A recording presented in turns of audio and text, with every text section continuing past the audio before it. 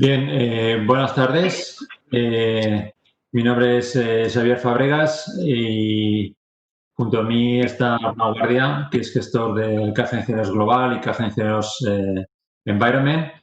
También nos acompaña Mariana Alba, del Departamento de RSC Comunicación del Grupo CAFE Ingenieros. Primero, agradeceros a todos vuestra asistencia a este webinar, uno de muchos que llevamos ya desde el Grupo CAFE Ingenieros. Y en esta ocasión el webinar está destinado a charlar acerca de cómo gestionar las inversiones durante la pandemia. Para ello hemos hecho una pequeña presentación que entiendo que todos estáis visualizando y al respecto vamos a comentar las cuestiones relativas a lo que es temas de gestión y, como no, también peculiaridades propias de lo que es la gestión en Caja de Ingenieros, en particular de los fondos de Caja de Ingenieros. Creo que es un hecho muy importante que nos acompañe hoy Arnau. Arnau es el gestor de, como decía antes, de Caja de Ingenieros Global y Caja de Ingenieros Environment y lleva aproximadamente 4 años con la estrategia. Arnau Guardia es graduado licenciado en Matemáticas por la Universidad de Barcelona y cuenta también con un máster en Mercados Financieros por la propia Universidad de Barcelona. La verdad es que en poco tiempo, algunos de los vehículos que Arnau gestiona, pues hemos alcanzado una gran notoriedad. En particular, el Caja de Ingenieros Environment es un fondo que, sin ir más lejos, recientemente ha sido galardonado con 5 estrellas Morningstar por la consistencia de la estrategia, a pesar de solo contar con poco más de 3 años. Y para que de alguna forma pues contextualicéis lo que es la estrategia, el año pasado fue el mejor fondo mixto de rentabilidad internacional por Inverco en 2019.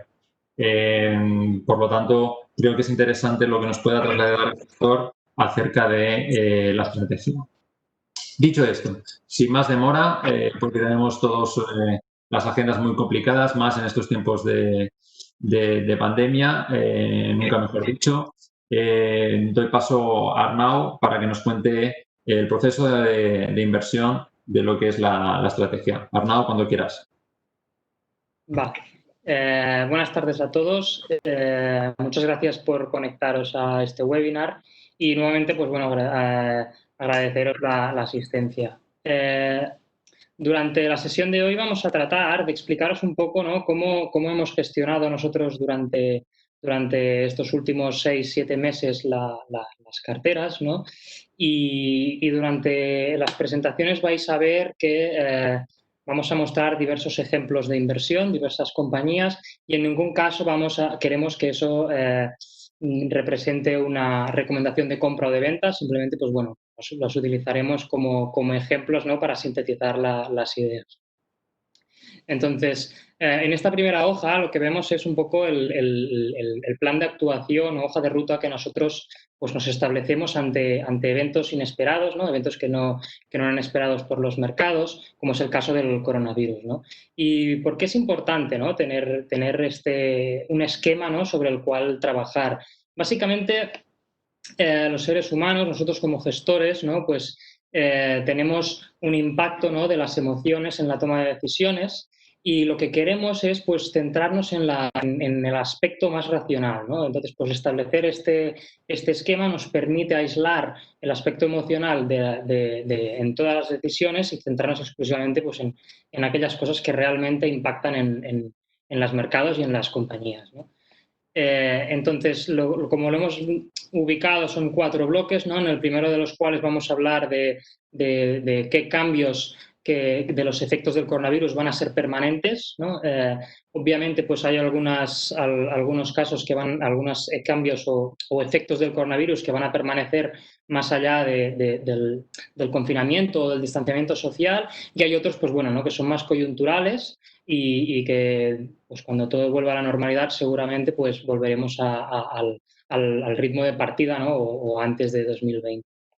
Posteriormente hablaremos de los ganadores y perdedores con estos cambios que en principio van a ser permanentes, ¿no? En cierto grado más o menos permanentes, pero que van a ser permanentes. Posteriormente hablaremos de un caso de inversión en el cual pues, les explicaremos con un caso práctico de PayPal pues, cómo trabajamos las ideas. Y por último ya le cederé la palabra a Xavi para que nos hable un poco de la integración de criterios ASG, en el cual pues, bueno, vamos a tratar cómo se han comportado las estrategias de inversión socialmente responsable en relación a las estrategias tradicionales, ¿no? Y bueno, ya les podemos anticipar pues, que durante no solamente 2020, ¿no? Sino también durante los últimos 3, 5 y 7 años, ¿no? Pues el comportamiento de las estrategias ASG ha superado al comportamiento de las estrategias tradicionales. Entonces, pues vamos a explicarles cuáles han sido los motivos por los cuales eso ha sucedido en el pasado y por qué creemos que eso va a extrapolarse en el futuro. Entonces, ya adelantándonos ya a la siguiente página, vemos cómo esta página creo que es interesante, ¿no? Porque demuestra un poco, ¿no? Cómo nosotros enfocamos cualquier crisis, ¿no? La palabra crisis, que cuando la traducimos al mandarín, al chino, se traslada en dos caracteres, ¿no? El primero de los cuales fonéticamente significa wei, que se traslada como un peligro, una amenaza, ¿no? Y el segundo de los caracteres es ji, que significa oportunidad, ¿no? Entonces, durante toda la presentación vais a ver pues, estos dos significados se entrelazan, ¿no? y vamos a intentar buscar empresas, sectores, industrias que vean cómo tienen oportunidades, cómo se les aparecen oportunidades de crecimiento, no solamente de forma orgánica, ¿no? Sino también pues, creando nuevos modelos de negocio y también otros modelos pues, bueno, ¿no? que se ven afectados por la crisis financiera, ¿no? Y que supone una amenaza para la su viabilidad como modelo. Entonces, en la siguiente página de la presentación vemos una contextualización de estas amenazas, oportunidades que nosotros identificamos, ¿no? En primer lugar, pues bueno, si vamos por las amenazas dentro de la balanza, vemos el caso del transporte. Obviamente, pues las personas actualmente, ya no solamente con el confinamiento, ¿no? Que directamente ya no podíamos ir a ningún sitio, pero también con el distanciamiento social y el teletrabajo, ¿no? Pues estamos reduciendo muchísimo el uso del transporte en automóvil, el uso de aerolíneas, etcétera, ¿no? Entonces, no solamente lo relacionado directamente con medios de transporte, sino también los elementos entrelazados, como por ejemplo el crudo, el petróleo, ¿no? Pues bueno, están reduciendo altamente la demanda, ¿no?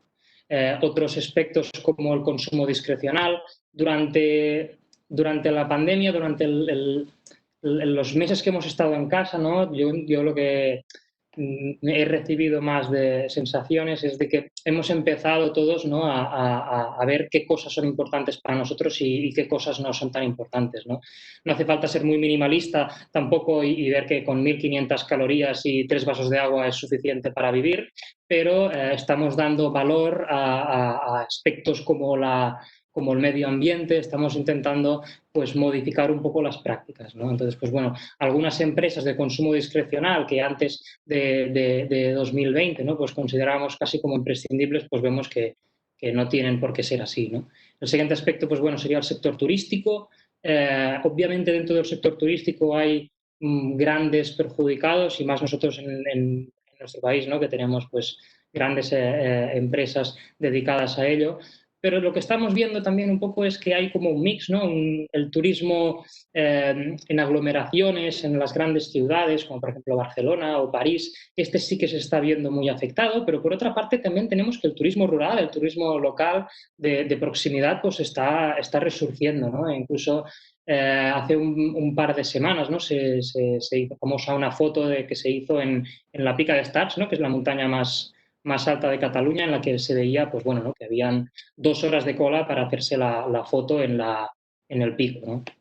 Entonces, creemos que eso no es sostenible, ¿no? Pero bueno, ha supuesto un auge en el turismo en unas regiones y una caída muy importante en otras, ¿no? All in all, pues quizás es más una amenaza, ¿no? que una oportunidad, pero bueno, sería interesante destacarlo, ¿no?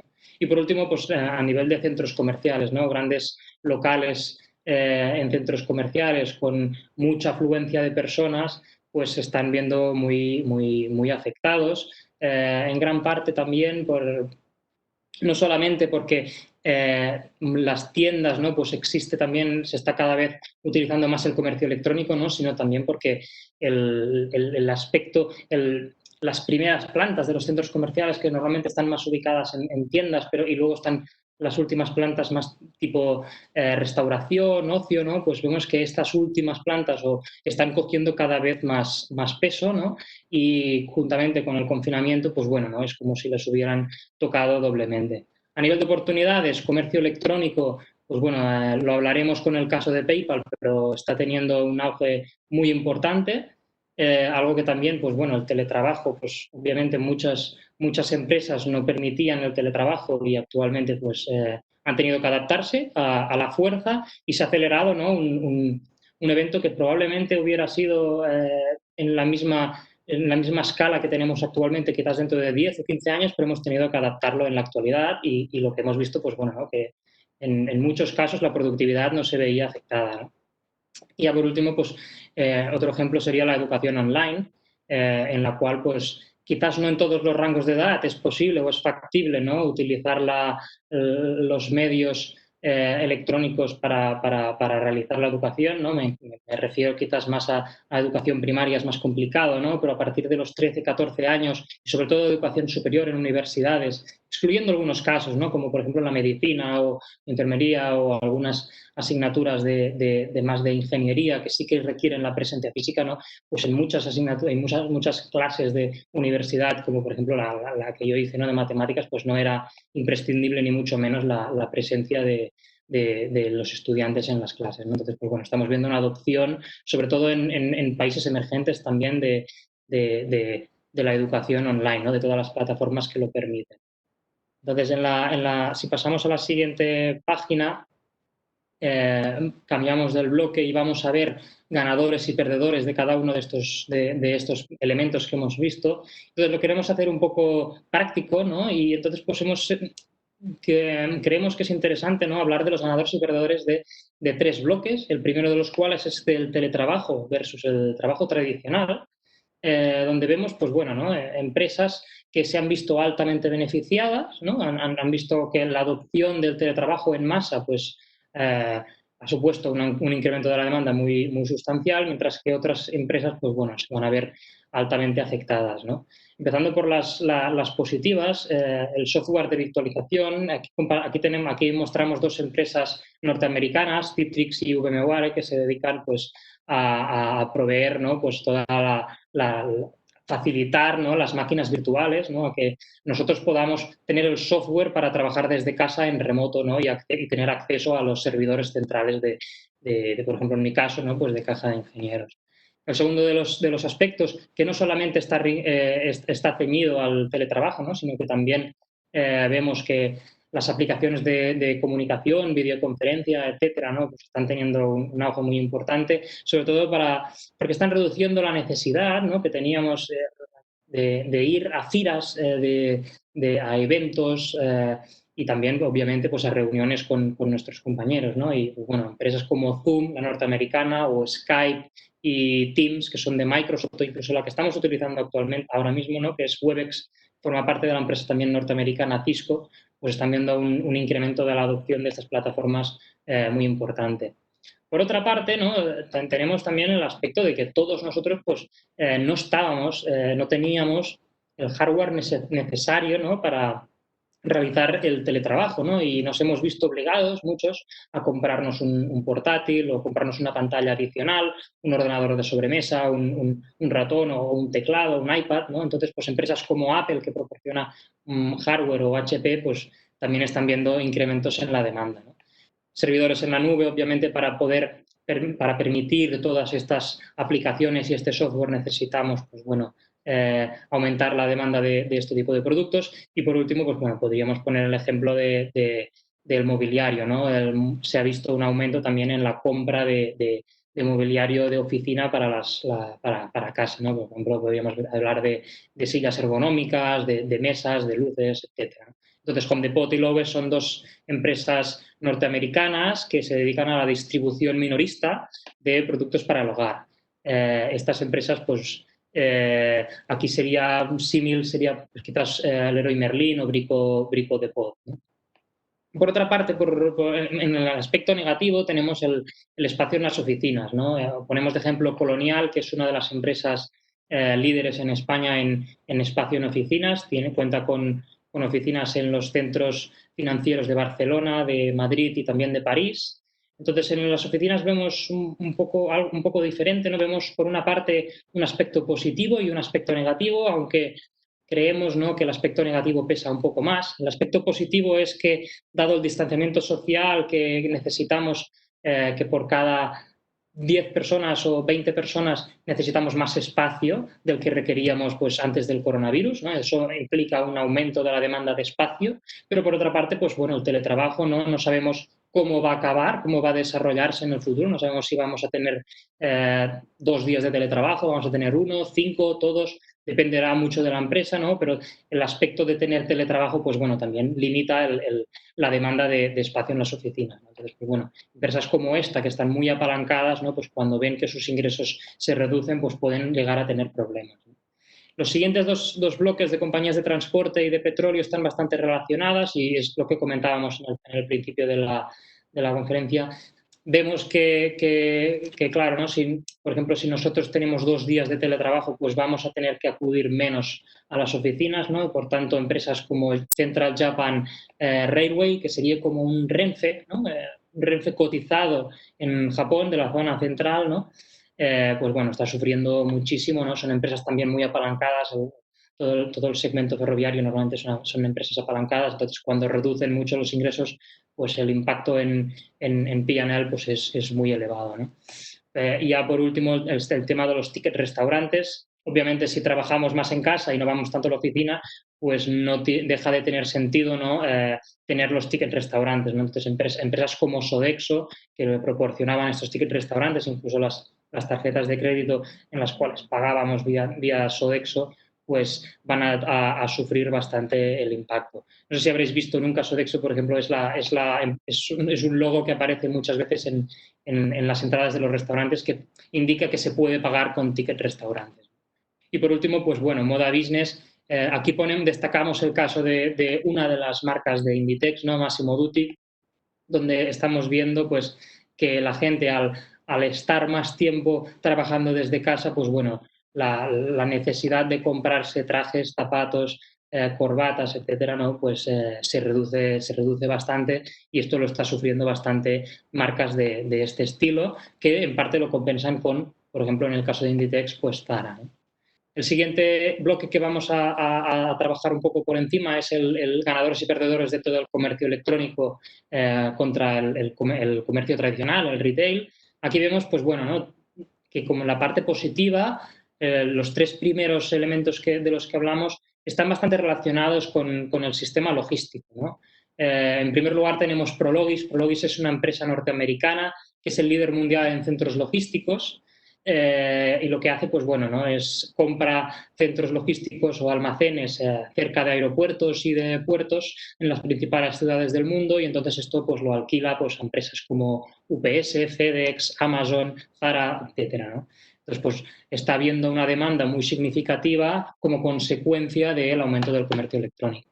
Asimismo, empresas que se dedican al transporte de paquetes, ¿no?, de paquetería, UPS, FedEx, todas estas empresas norteamericanas normalmente, pues bueno, también están viendo un aumento de demanda de sus servicios, ¿no? Así como las fabricantes de cartón, puesto que para el comercio electrónico es en muchos casos necesario, ¿no?, pues empaquetar los productos dentro de una caja. Entonces, pues bueno, UPM o Stora Enso, pues bueno, se dedican a fabricar el cartón o componentes del cartón, y muchas veces también de cartón reciclado, ¿no? En el siguiente elemento tenemos las plataformas de pago electrónico. Obviamente, si nosotros lo que vamos a hacer es comprar por Internet, el pago lo tenemos que hacer por Internet. Entonces, el caso de PayPal pues es una empresa dedicada exclusivamente al Internet, al pago por Internet, del cual luego hablaremos, y por tanto, pues bueno, ¿no?, están viendo un resurgir de nuevos clientes que quieren utilizar la plataforma muy importante y que luego hablaremos. Y por último, pues bueno, marketplaces de venta online, ¿no? Como aquí ponemos el caso de la China Alibaba, pero bueno, también podríamos haber puesto Amazon u otras empresas, ¿no?, que se dedican a esto, que lo que hacen, pues bueno, es es conectar dentro de una misma plataforma compradores con vendedores, de forma que, bueno, se puedan hacer transacciones de forma más fácil.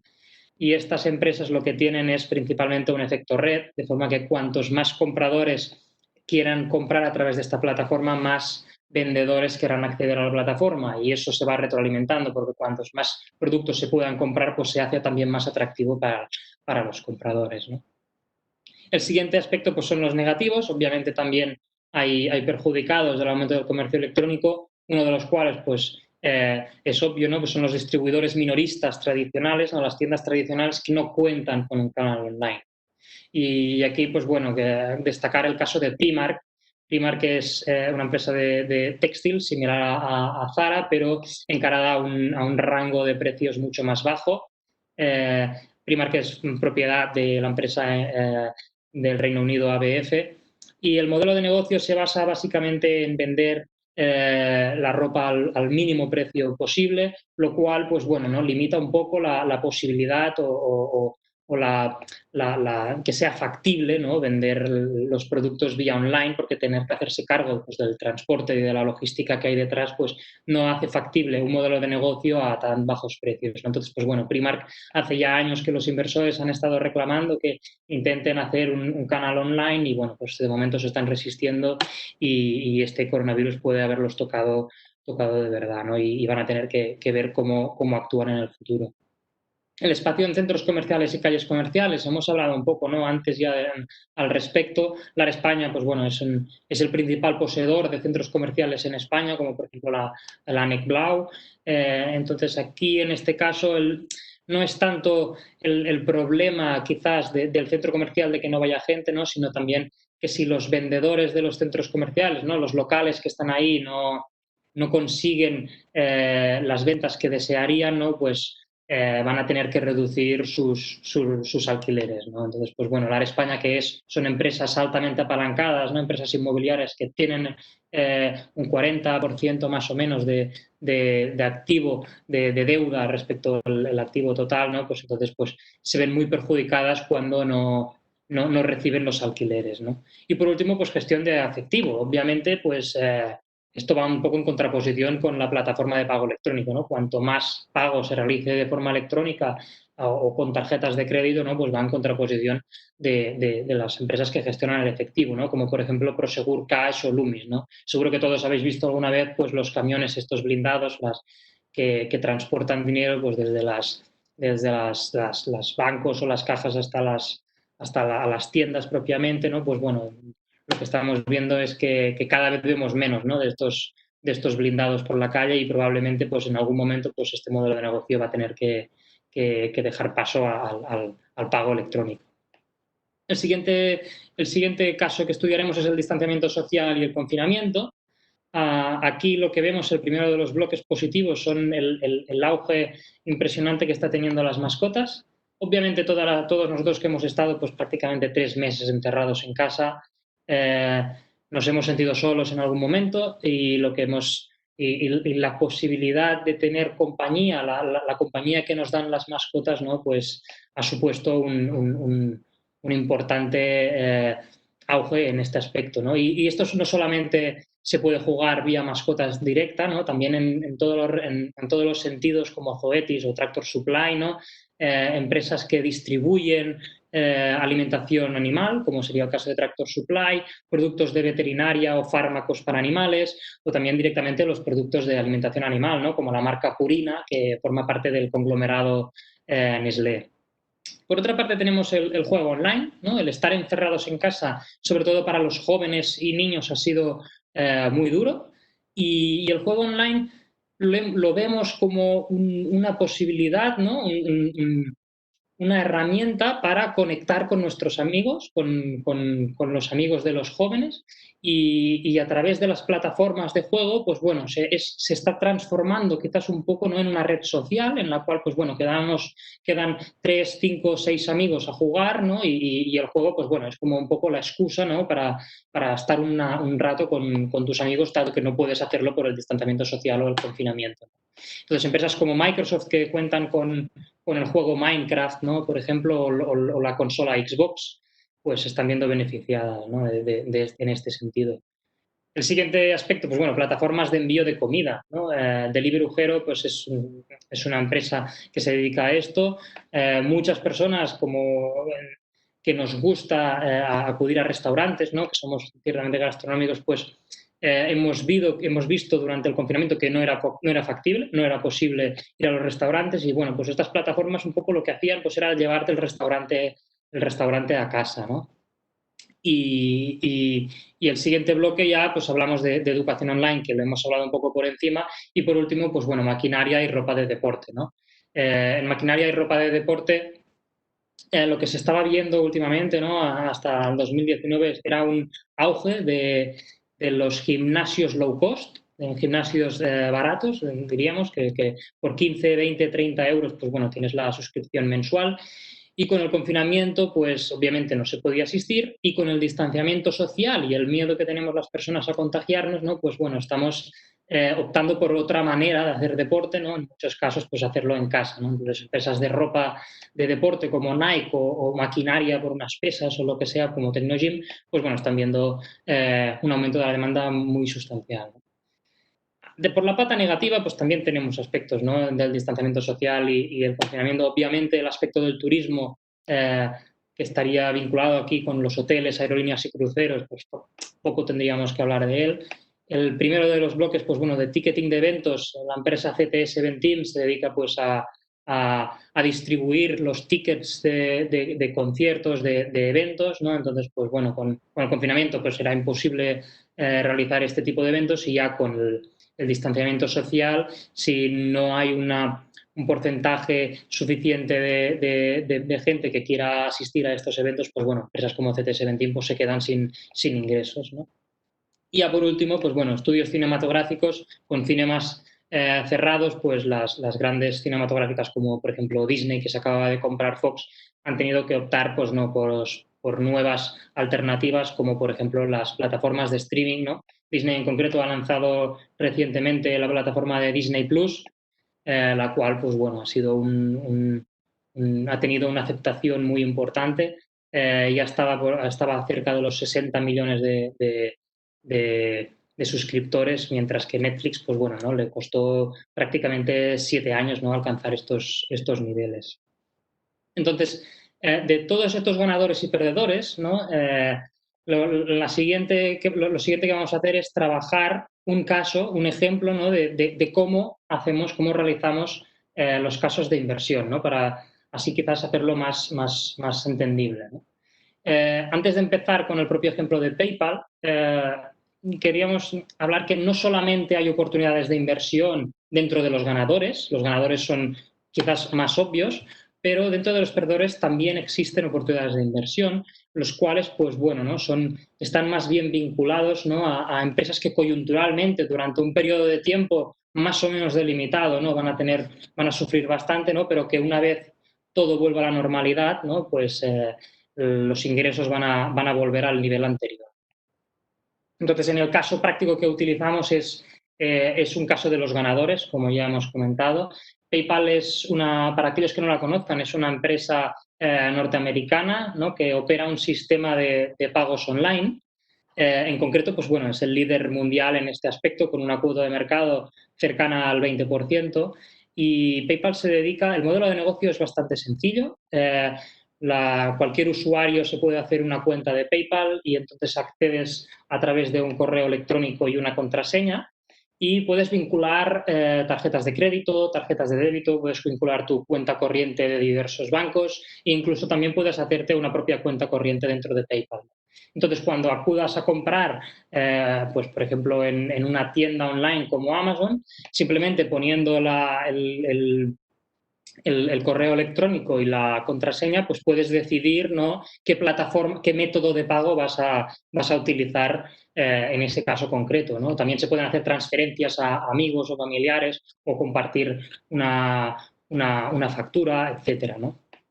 Entonces, lo interesante, uno de los puntos más interesantes es que a través de PayPal lo que conseguimos es no tener que estar utilizando constantemente y tener que poner los 250 números que tiene una tarjeta de crédito, con los números de detrás, con el nombre, o incluso si hacemos una transferencia, ¿no? poner los 20 números del IBAN, ¿no? Entonces, pues bueno, facilita en cierto sentido el pago online, ¿no? Y por otra parte, también al actuar como intermediario, PayPal lo que hace es no transfiere la información que nosotros le hemos dado a los clientes finales, no transfiere la información del consumidor, la información financiera, al vendedor, ¿no? Y de esta forma, más o menos me gusta compararlo como si fuera un cristal translúcido, ¿no? En el cual tú compras un producto, pero el vendedor no sabe exactamente tu información financiera, ¿no? Y entonces, pues bueno, esto a nivel de seguridad pues es muy importante, ¿no? Otro aspecto diferencial de PayPal respecto a muchos competidores es su política de protección de clientes, mediante la cual, pues bueno, ¿no? Cuando una persona, cuando un usuario de PayPal compra un producto a través de la plataforma de PayPal, se asegura de que el producto que le va a llegar a casa es exactamente lo que ha comprado.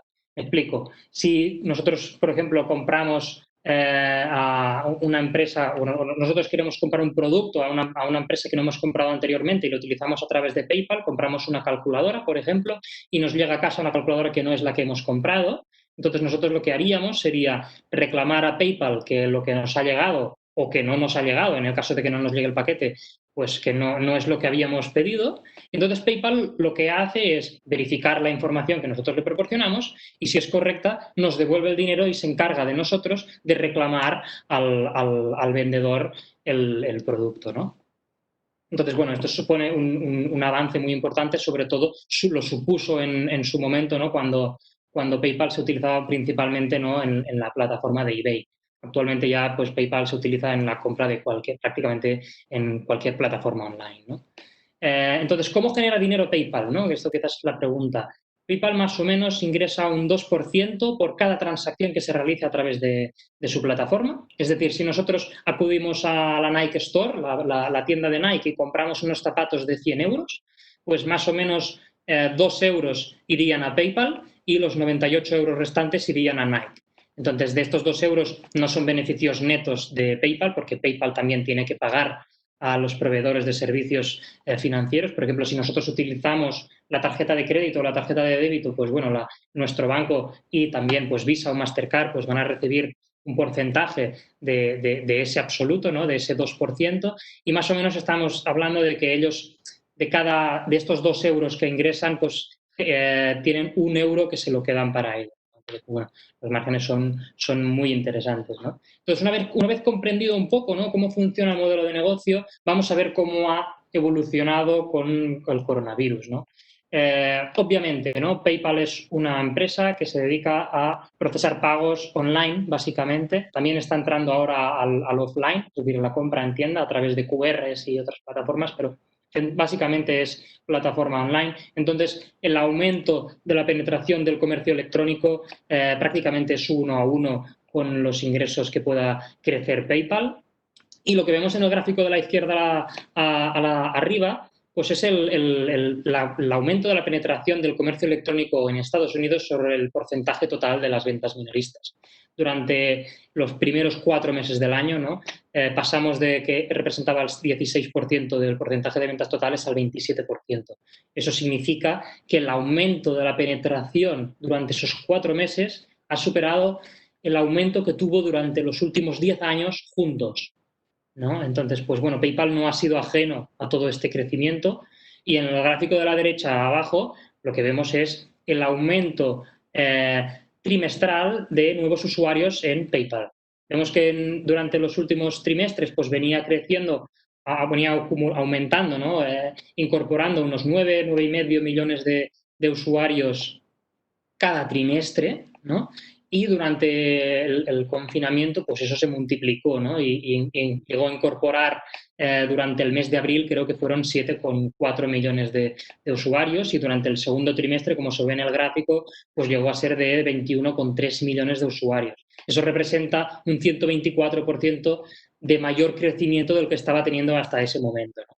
Más o menos, si pasamos a la siguiente página, veremos un poco el modelo de negocio.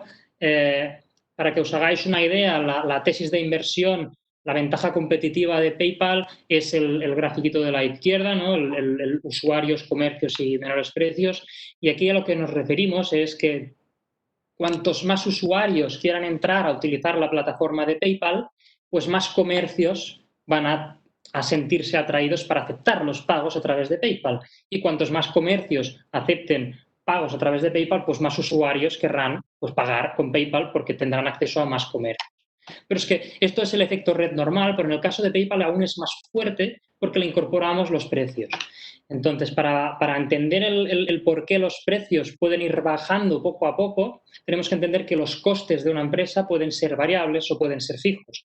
Entonces, los variables son esos costes que aumentan en relación a cómo aumentan los ingresos, pero los costes fijos son costes que no aumentan en el mismo porcentaje de cómo aumentan los ingresos. Entonces, cuando nosotros conseguimos que una plataforma como PayPal tenga más usuarios, estos costes fijos se van a distribuir entre más transacciones. Por tanto, vamos a poder bajar los precios poco a poco, incentivando a que más comercios quieran utilizar nuestras plataformas. Y entonces, cuando más comercios quieran utilizar nuestras plataformas, también más usuarios van a querer entrar. Entonces, esto es una rueda que va girando y que lo que hace es que cuanto más escala vaya consiguiendo, ya es el líder, ¿no? Pero cuanto más escala vaya consiguiendo, más complicado será para los competidores entrar a este modelo de negocio, ¿no? Entonces, más o menos, para que os hagáis una idea, actualmente cuenta con 350 millones de usuarios activos y su objetivo de cara a los próximos años es llegar a los 1.000 millones de usuarios. Es prácticamente 3 veces superior. Entonces, nosotros lo que creemos es que van a obtener un crecimiento en los ingresos superior a lo que nosotros ponemos aquí del 15%, 20%, más bien estaríamos al 17, 25 quizás, pero bueno, no se desglosa pues un 20, en un 15-20% por nuevos usuarios, en un 8-10% por las transacciones por usuario. Esto quiere decir cada usuario cuando utiliza la plataforma no va a utilizar el mismo número, no va a realizar el mismo número de transacciones cuando es un usuario inicial que lleva pues quizás 2 meses utilizando la plataforma que cuando ya llevas 5 años utilizando la plataforma. La penetración de transacciones por usuario aumenta a medida que el usuario lleva más años dentro de la plataforma, ¿no? Entonces, pues bueno, todos estos 22 millones, 21 millones trimestrales que entran ahora están consumiendo menos de lo que van a consumir con PayPal dentro de 3, 4 o 5 años, ¿no? Y luego, pues bueno, lo de los precios que mencionábamos anteriormente, pues bueno, creemos que van a poder rebajar los precios un 5% y seguir fortaleciendo su posición, ¿no? Todo ello lo que nos hace también pensar es que van a conseguir una mejora de márgenes sustanciales y retornos sobre el capital invertido, dado las economías de escala que estamos viendo, ¿no? De los menores precios, de los costes fijos que se distribuyen entre más transacciones. Por otra parte, tenemos la escalabilidad del negocio. Esto es un elemento muy importante y muy interesante para el caso de PayPal. Normalmente las empresas tradicionales, ¿no? Las que todo el mundo pues, quizás podemos tener en la cabeza, una industrial, ¿no? Que necesita pues, 100 millones de euros para fabricar, para instalar una fábrica, ¿no? Pues para crecer necesita invertir 100 millones de euros, ¿no? En este caso no es así. O sea, PayPal no necesita invertir capital para seguir creciendo. Esto lo que hace es que todos los beneficios que obtenga PayPal los puede redistribuir directamente a los accionistas y esto, pues bueno, a nivel de accionista pues es muy positivo, ¿no? Nos permite ir creciendo sin necesidad de reinvertir todos aquellos beneficios que vamos generando año tras año. Y por último, pues bueno, ¿no? Tienen una situación de balance ideal, espectacular, ¿no? Cuentan con más caja en los bancos que deuda, ¿no? Entonces, todo esto es muy interesante, ¿no? Pero también el aspecto del precio, ¿no? Que es la siguiente presentación. Aquí, pues, tenemos que normalmente una empresa de estas características pues no ofrece la oportunidad de entrar, ¿no? Es obvio que las empresas de calidad y con estos perfiles de crecimiento pues no son lo normal que puedas comprarlas a nivel de precios atractivo, pero que sucedió durante la primera parte de la crisis, ¿no? Más o menos lo que está del principio, que fue pues, bueno, el 19 de febrero hasta el 23 de marzo, ¿no? Incluso un par o 3 de semanas después, pues la empresa PayPal cayó de forma similar a lo que cayó el mercado, pero es que no solamente esto, o sea, PayPal, que ya tenía un perfil de crecimiento atractivo, estaba viendo como cada vez ese crecimiento iba a ser superior y estaba cayendo de la misma forma que estaba cayendo el mercado, ¿no? Entonces, a nivel de precios la conseguimos comprar para diversos vehículos a unos precios muy similares, a unas valoraciones muy similares a las del mercado, pero con un perfil de crecimiento pues altamente superior, ¿no? Y desde ese momento pues el comportamiento en bolsa de PayPal ha sido muy atractivo y creemos que aún le queda bastante recorrido y forma parte de muchas ideas dentro de los fondos de caja de ingenieros y fondos de pensiones, ¿no?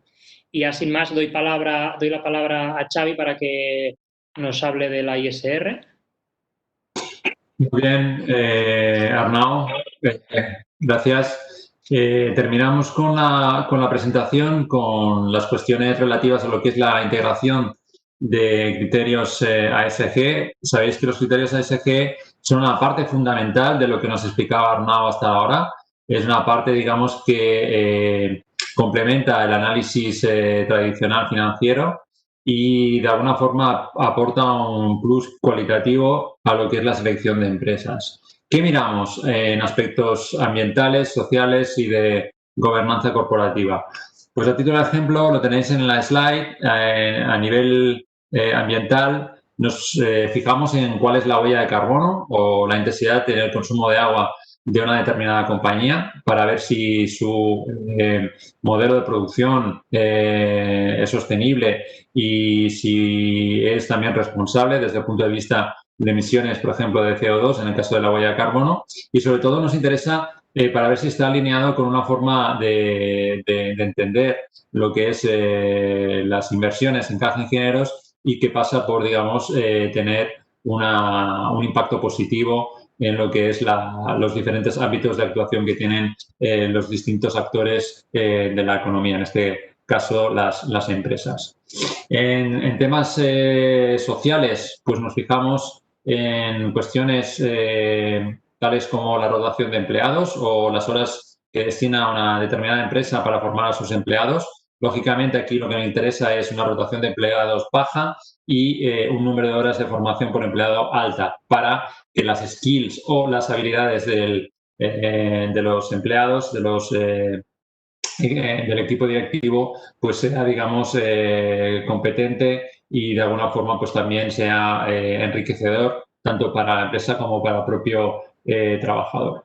Y finalmente, temas de gobierno corporativo. Nos fijamos en cuál es el papel del Consejo bajo un doble prisma, tanto la independencia del Consejo como la paridad que pueda haber entre hombres y mujeres en el propio Consejo. Entendemos que las empresas tienen que tender a tener, digamos, una visión, una anchura de miras que esté a la altura de las circunstancias y en ese sentido valoramos muy positivamente el hecho de que las empresas pues tengan un compromiso también en avanzar en cuestiones como los de paridad en este caso. En la siguiente diapositiva, una cuestión que ha comentado al principio Arnau y que es muy relevante. La integración de aspectos sociales, ambientales, sociales y gobierno corporativo añade o detrae rentabilidad a mis inversiones.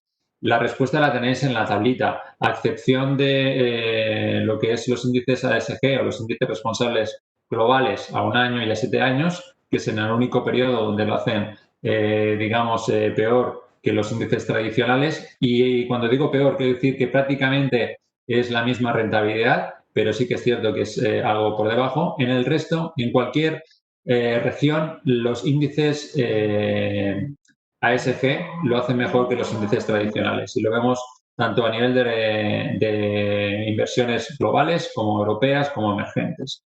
Vemos como claramente en países emergentes la ISR o la inclusión de criterios ESG merece la pena porque vemos una performance o una rentabilidad añadida respecto a lo que son los índices tradicionales muy importante. De hecho, si lo miramos a términos de 3 años, pues la rentabilidad anualizada, en este caso acumulada, perdón, prácticamente duplica a la que es la inversión de índices emergentes, pero en este caso sin incluir criterios ASG. Lo mismo podemos decir en Europa, donde a 3 años también vemos que el exceso de rentabilidad es más que importante. Y si nos fijamos este año, el 2020, el año, digamos, del shock experimentado a nivel de mercados en el mes de marzo y abril, vemos cómo, en particular en las caídas, los índices ASG lo han hecho mejor que el resto de índices del mercado. tanto para la región global, europea, como emergentes, y vemos, tanto en emergentes como en Europa, donde el plus de la rentabilidad obtenida en índices ISR o que tienen criterios ESG es muy superior al de los índices tradicionales. Por lo tanto, es una excelente ocasión la de este año para poner en valor que la apuesta de las inversiones, incluyendo criterios ASG, es una convicción que ha añadido rentabilidad también en las caídas y este año en particular es un muy buen ejemplo. Hemos tomado solo a título, digamos, de disclaimer como indicadores de índices, en este caso las series MSCI, que son el principal, MSCI es una empresa privada, que es el principal proveedor de índices cotizados y que utiliza la inmensa mayoría de gestores que nos dedicamos a la gestión de activos y que por lo tanto son unos índices plenamente relevantes para explicar cuál es el desempeño de los indicadores o de los índices, en este caso ISR, contra los que no lo son. Bien. Dicho esto, termino. ¿Qué vemos en esa diapositiva? Pues que el hecho de incluir criterios ASG nos da un elemento adicional de cobertura. ¿Por qué? Si nos fijamos en los tres gráficos de arriba, corresponde a lo que es el coste del capital de empresas de países desarrollados, el coste de capital, en este caso de los recursos propios también de países desarrollados y por último en rojo el coste de la deuda también de los países desarrollados.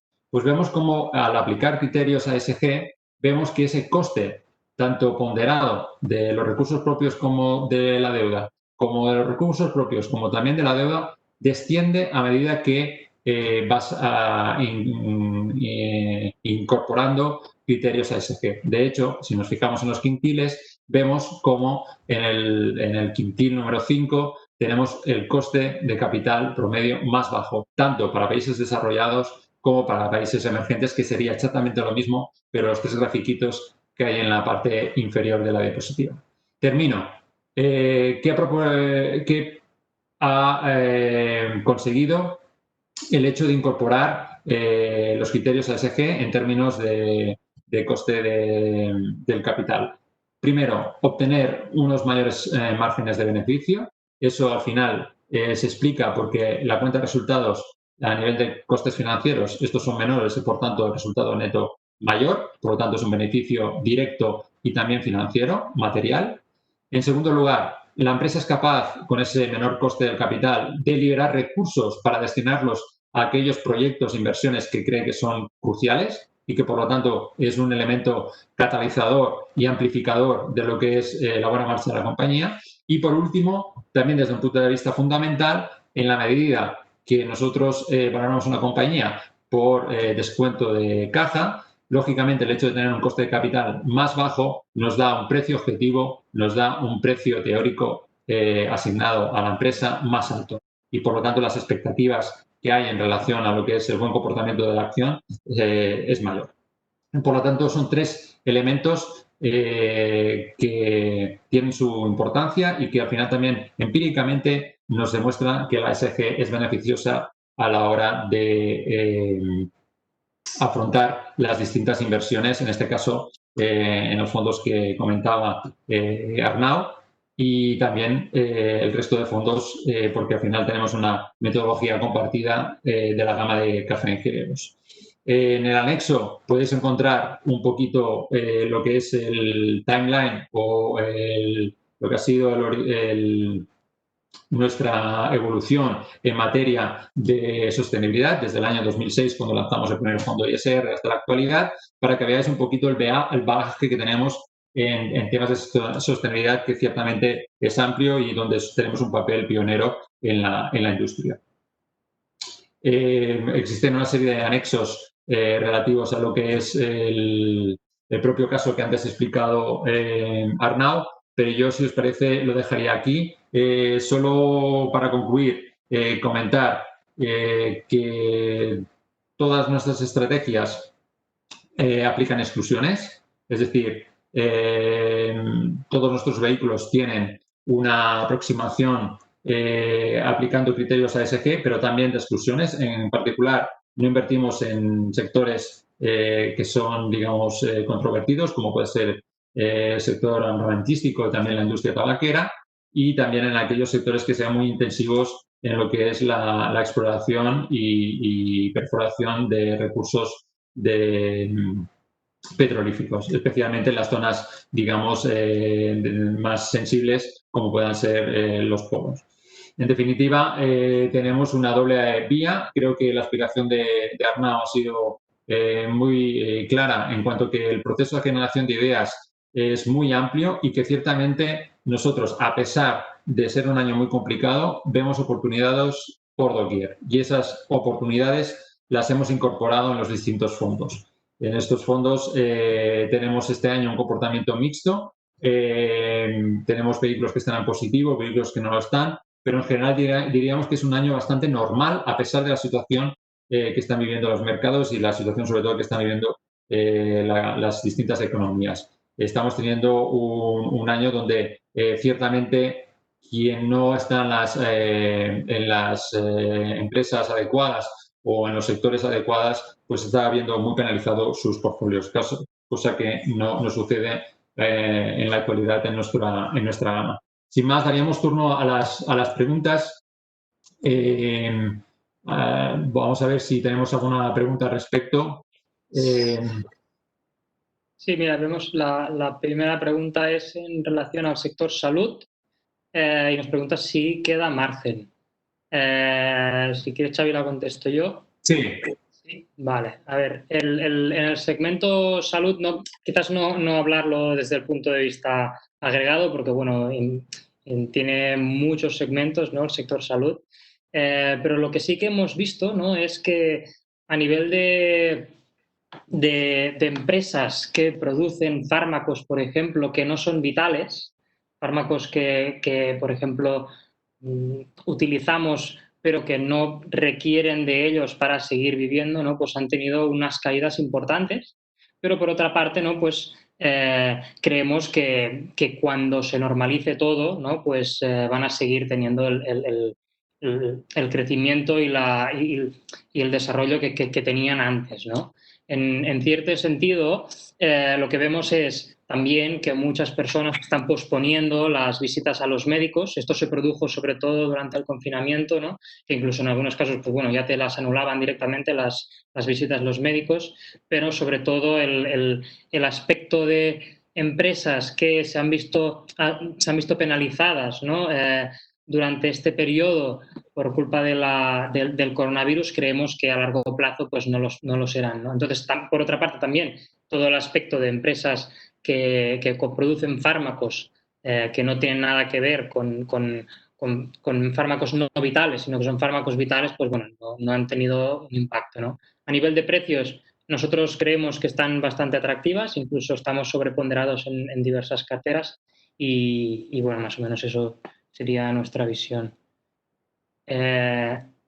Preguntan también, Xavi, si veo que la ASG tiene más rentabilidad en emergentes que en Europa. ¿Alguna orientación a qué se debería?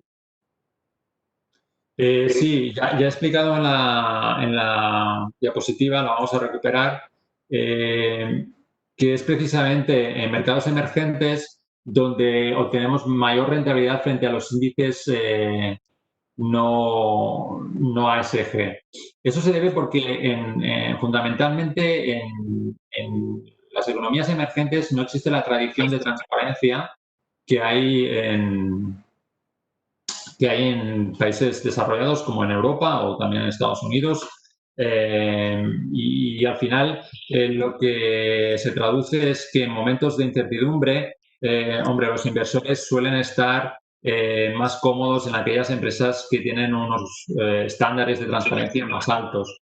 Y normalmente esos estándares de transparencia más altos están en las empresas que reportan más cuestiones relativas a lo que son métricas ambientales, sociales o de gobierno corporativo, sobre todo gobierno corporativo, y de ahí que el comportamiento sea mejor con un tema de flujos, porque al final también el inversor, como decía antes, pues está más cómodo en este tipo de compañías que no en aquellas empresas que de alguna forma no son tan transparentes.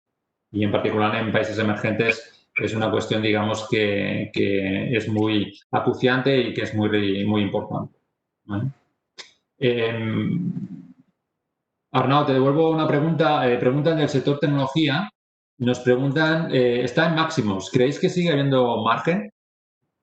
Sí, veo que también hay otra pregunta relacionada con tecnología, ¿no? El precio actual, habéis dicho que creéis que PayPal aún tiene recorrido, ello aplica al sector tecnológico en general. A ver, nosotros no trabajamos en ese sentido, ¿no?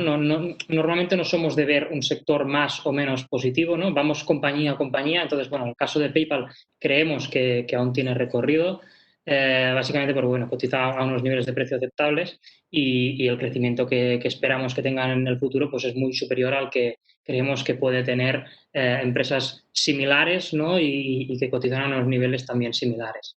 A nivel de tecnología en agregado, bueno, ¿no? Pues hay empresas que están quizás un poco pasadas, sobre todo lo que yo diría es en las empresas tecnológicas en Europa, como hay más escasez, entonces pues hay menos empresas que proporcionen quizás, por ejemplo, software informático, ¿no? Por ejemplo, las empresas tipo SAP, pues están quizás un poco más caras que las empresas que hacen lo mismo en el otro lado del Atlántico. A nivel agregado, lo que sí que vemos, ¿no? Quizás es que el nivel de precios de las tecnológicas pues es exigente, pero si tenemos en cuenta el crecimiento que se está acelerando con la adopción, pues bueno, de lo que hemos dicho, ¿no? Del teletrabajo, de nuevas tecnologías, del procesamiento de pagos online, etcétera, ¿no? Pueden haber aún oportunidades de inversión, pero ya digo, no a nivel agregado, ¿no? Sino más a nivel particular de cada una de las empresas. Vale, una pregunta que me parece que es muy interesante acerca de lo que es el value y el growth. Al final nos preguntan visto los ganadores 2020 por efecto de la COVID-19, pero si se controla la pandemia y recupera la normalidad en el segundo trimestre de 2021, por ejemplo, ¿qué fondos sectores en crisis saldrán beneficiados en 2021? Por Vale. ejemplo, energía, turismo, real estate, etcétera. Vale, en relación a lo que quizás sería, ¿no? Value versus growth, ¿no? Value son estrategias que invierten en compañías muy baratas en relación a la valoración intrínseca de las compañías, y growth, pues bueno, son empresas que tienen un perfil de crecimiento interesante, ¿no? Entonces, nosotros lo que hemos identificado, ¿no? Es que el comportamiento mejor de uno u otra estrategia está más relacionada con la evolución de los tipos de interés, que no tanto pues, en el segmento cíclico, ¿no? Que también, ¿no? Pero que se comporte mejor las estrategias growth depende de que los tipos de interés se mantengan estables o incluso que se reduzcan, lo cual que se reduzcan parece poco probable, ¿no? Pero bueno, que se mantengan constantes es lo que como mínimo la Reserva Federal estima en el dot plot, ¿no? Los puntos de estimación de los tipos de interés de los representantes de la Reserva Federal para los próximos 3 años.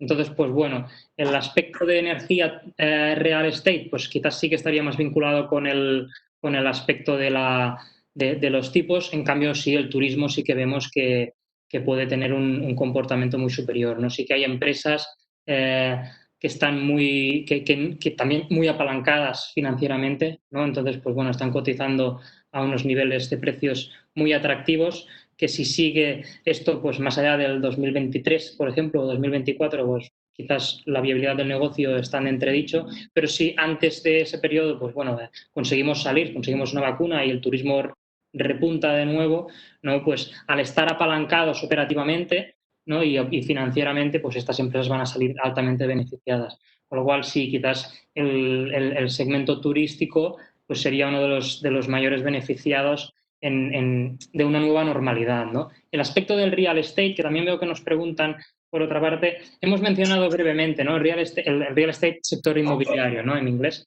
En este caso, el sector inmobiliario, nosotros normalmente como inversores particulares tendimos a relacionarlo mucho exclusivamente con la residencia, ¿no? Comprarse un piso y alquilarlo. Pero en realidad en real estate hay muchas más opciones, ¿no? Y los REITs son una herramienta para invertir en ello, ¿no? Entonces podemos invertir en centros comerciales, en empresas que tienen oficinas, etcétera, ¿no? Entonces, en agregado, se podrían ver beneficiadas, quizás sí, pero lo que decíamos, ¿no? Vemos un cambio de tendencia quizás en el teletrabajo versus oficinas, ¿no? Y eso no creo que, aunque se encuentre una vacuna, no creo que vaya a cambiar demasiado, ¿no? Entonces, pues real estate de oficinas yo creo que va a seguir sufriendo. Y por otra parte, ¿no? También hemos hablado del real estate, de los centros comerciales, ¿no? Creemos que cada vez la adopción del comercio electrónico, la mayor penetración no se va a aturar aquí. Por tanto, a nivel de centros comerciales, pues también se están viendo perjudicadas, pero por otra parte tenemos el segmento logístico, ¿no? Las empresas que poseen almacenes o